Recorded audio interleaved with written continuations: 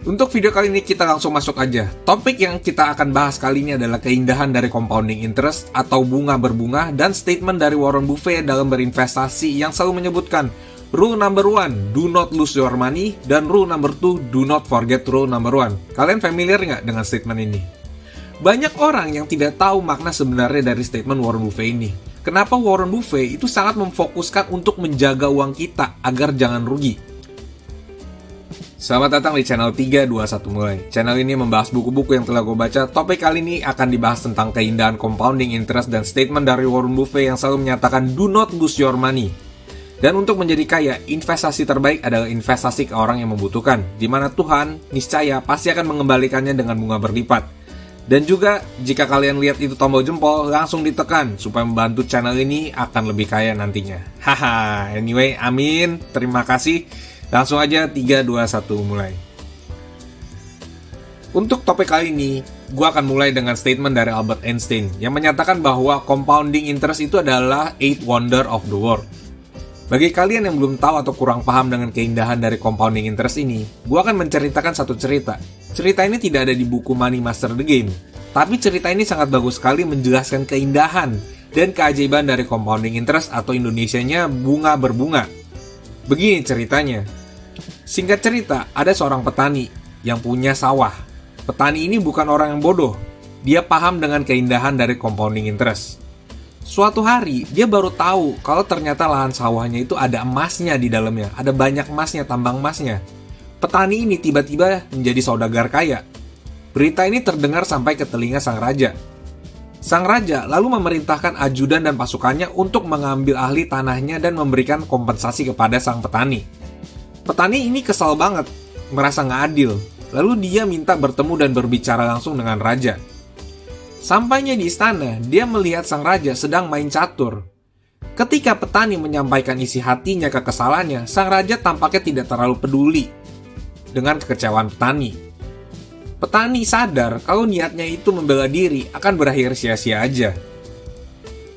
Lalu petani bilang ke raja, sebagai kompensasi atas sawahnya, dia minta kerajaan memberikan 1 butir nasi putih di compound setiap tahun sebanyak petak di papan catur, yaitu ada 64 kotak.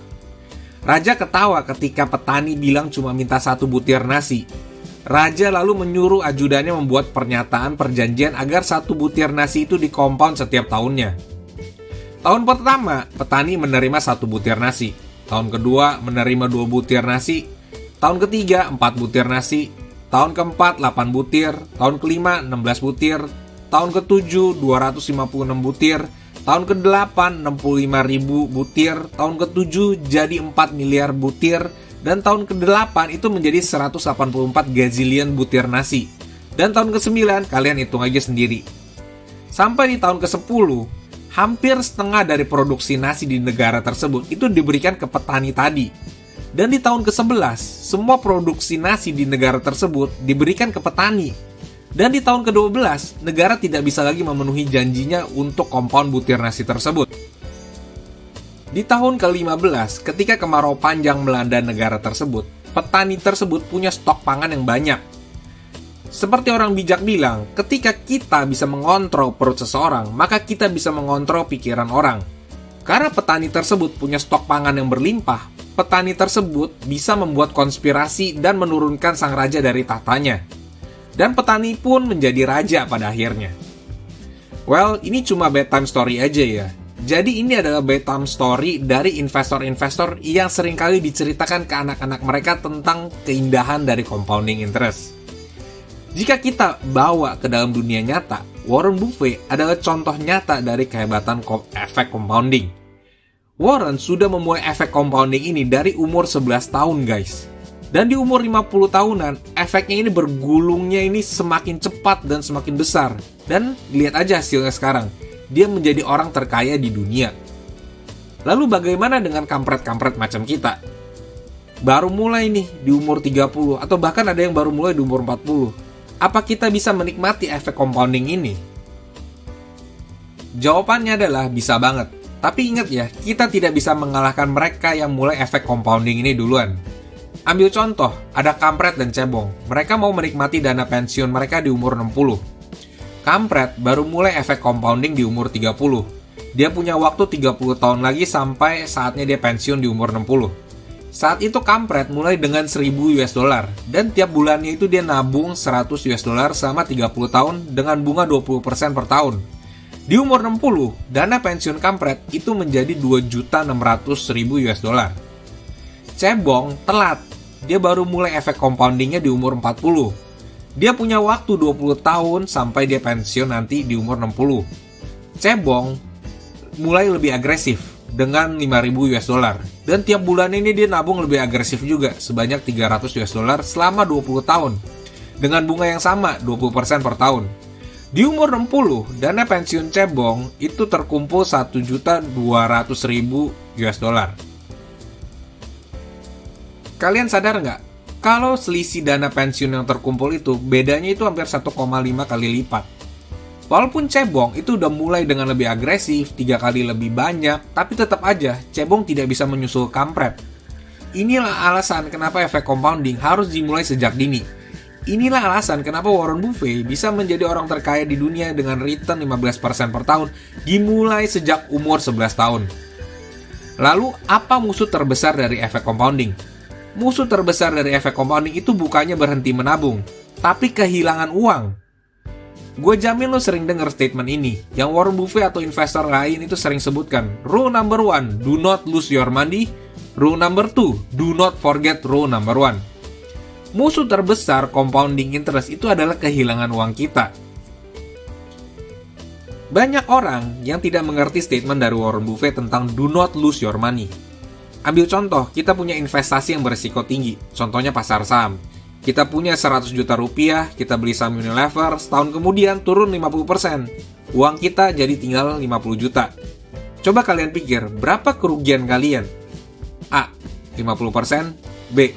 65%, C. 85%, dan D. 100%. Gue hitung mundur ya. 3, 2, 1. Udah ketemu jawabannya? Kerugian kalian itu sebenarnya adalah 100%, bukan 50%. Heran? Kok 100%? Gampang jelasinnya. Karena setelah kerugian uang kalian itu menjadi 50 juta, dari 50 juta ini sisanya nih, gue yakin kalian berharap untuk bisa kembali ke 100 juta dong. Nah, dari 50 juta ke 100 juta, itu kalian harus cuan 100% bos, bukannya cuan 50%. Kalau kalian rugi 75 juta dari 100 juta, kalian bukan rugi 75%, tapi kalian rugi 300%. Karena dari 25 juta, sisanya naik ke 100 juta kembali lagi, kalian harus cuan 300%. Inilah alasan kenapa Warren Buffett selalu bilang do not lose your money. Karena untuk cuan 100% aja itu nggak gampang bro, apalagi 300%. Karena itu penting untuk menjaga uang kalian, karena kalau hilang, balikinnya itu lebih susah daripada menanginnya. Dalam buku Money Master the Game ini, sangat ditekankan untuk melindungi kita dari kerugian atau downside. Buku ini sangat menegaskan tentang diversified asset allocation, atau Ray Dalio menyebutnya dengan all-weather portfolio. All-weather portfolio ini diciptakan Ray Dalio untuk melindungi uangnya dari kerugian, bukan untuk mencari untung besar. Menjaga uang kita itu dari kerugian dianggap lebih penting. Sangat amazing sekali, karena ketika market crash 2008, all-weather portfolio ini cuma minus 3%. Sedangkan reksadana lain itu turun sampai 30-40%. Ray Dalio mendapatkan julukan King of Diversification, dan yang pro dengan diversification ini wajib baca buku ini. Dalam buku ini, Ray Dalio menyebutkan bahwa effort untuk mengalahkan pasar saham itu adalah pointless atau nggak guna. Karena 96% manajer investasi baik yang lulusan Harvard, Oxford, atau top universitas pun itu susah mengalahkan indeks fund saham gabungan secara konsisten. Dan jika kalian melihat 13F filing Ray Dalio, jadi 13F filing ini adalah laporan manajer investasi besar yang harus dilaporkan ke pemerintah Amerika per kuarternya dan publik bisa mengakses portfolio investor-investor hebat ini. Jadi jika kita melihat isi portfolio Ray Dalio, itu isinya banyakkan ETF atau Exchange Traded Fund. Dan sangat diversified sekali, dari ETF Emerging Market, ETF Commodity, ETF China, Index Fund Amerika, dan lain-lain. Ray Dalio beranggapan kalau investor itu banyak faktor ketidaktahuan yang bisa merugikan daripada menguntungkan. Ray Dalio juga beranggapan sangat tidak mungkin untuk seorang manajer investasi untuk tahu semua saham di negaranya, dan sangat kecil kemungkinannya untuk bisa mengalahkan indeks saham gabungan secara konsisten. Jadi bagi kalian yang punya 20 saham berbeda dengan alasan diversifikasi untuk mengurangi resiko, coba pikirin lagi deh. Ray Dalio, orang kaya yang bisa hire manajer investasi paling pintar dan paling top untuk stock picking aja, memilih untuk berinvestasi di ETF Broad Index Fund. Orang pintar seperti Ray Dalio, pemilik hedge fund terbesar di dunia, nggak mau stock picking atau mempekerjakan manajer investasi, malah lebih memilih untuk berinvestasi di ETF Broad Index Fund. Jadi, yakin kita lebih pintar daripada Ray Dalio. Jika kalian melakukan diversifikasi dengan alasan mengurangi resiko, bukan karena alasan kalian paham dengan saham yang kalian beli, atau kalian bisa beli lebih murah daripada intrinsic value-nya, mendingan kalian coba baca buku ini deh. Kalau kalian yang suka dengan diversifikasi, males baca buku ini yang tebal 630 halaman, gua summarize jadi 3 kata aja. Beli ETF aja. Video ini bukanlah saran finansial, melainkan dibuat untuk entertainment aja. Kalian bisa baca bukunya sendiri untuk lebih detailnya. Cek juga video Money Master the Game, linknya ada di sini. Dan juga cek playlist buku investasi, linknya ada di sini. Jangan lupa untuk di like, subscribe, dan penting banget untuk nyalain itu loncengnya supaya nggak ketinggalan video berikutnya. Sampai jumpa di video selanjutnya. Cheers guys!